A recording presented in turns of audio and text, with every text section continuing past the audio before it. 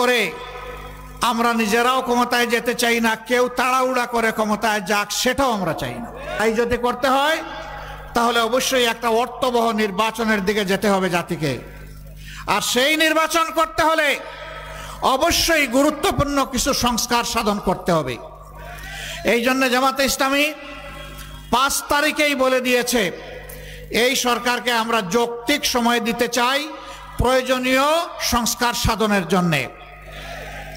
তাড়াহুড়া করে আমরা নিজেরাও ক্ষমতায় যেতে চাই না, কেউ তাড়াহুড়া করে ক্ষমতায় যাক সেটাও আমরা চাই না।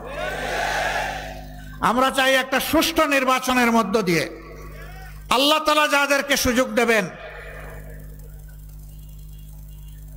জনগণ যাদেরকে ভালোবাসবে এবং সমর্থন দিবে, তারা যেন বাংলাদেশের পরিচালনার দায়িত্ব পায়। তবে অতীতে আমরা যা দেখেছি, হ্যাঁ মাইক 2-1টা বন্ধ হয়ে যেতে পারে, ওরিড হবেন না, বাকি দিয়ে শুনে ইনশাল্লাহ কভার করে ফেলবেন। তো বলছিলাম আর কোনো ইশারা দিবেন না, ধৈর্য ধরে বসে থাকেন, যা শুনেন অতটুকুই আলহামদুলিল্লাহ চলবে, আলহামদুলিল্লাহ চলবে। সম্মানিত ভাইয়েরা, বলছিলাম যে প্রয়োজনীয় সংস্কার আমাদেরকে সাধন করেই তবে একটা গ্রহণযোগ্য নির্বাচন আমরা দেখতে চাই।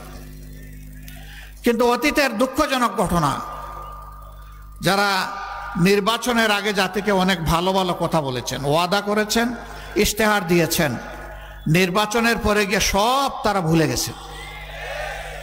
5 বছর জাতিকে দেওয়া ওয়াদা বাস্তবায়নে তারা আগ্রহী ছিলেন না, বরঞ্চ অনেকেই প্রতিপক্ষ দমনে ব্যস্ত হয়ে পড়েছিলেন। আপনি তো দেশ গঠন করবেন, আপনি দমনে ব্যস্ত হলেন কেন?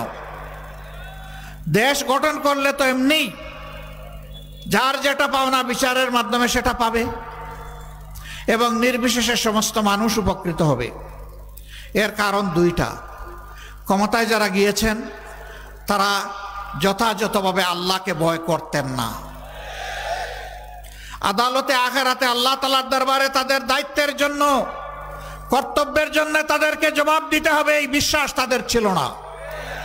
যদি থাকতো তাহলে আল্লাহকে ভয় করে তারা চলতেন, তাদের হাতে জনগণের জীবন, সম্পদ, ইজ্জত সম্পূর্ণ নিরাপদ থাকতো। দ্বিতীয় কারণ হচ্ছে তারা জনগণকে বোকা মনে করে রাজনীতিকে ব্যবসা হিসাবে কবুল করেছে।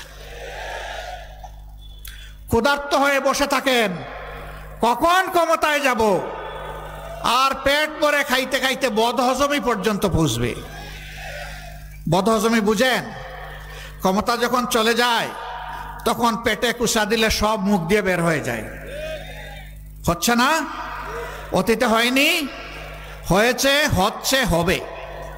এই পথে যারাই হাঁটবেন বেইজ্জতি তাদের কপালে অনিবার্য, অসম্মান অপদস্থতা তাদের থাকবেই।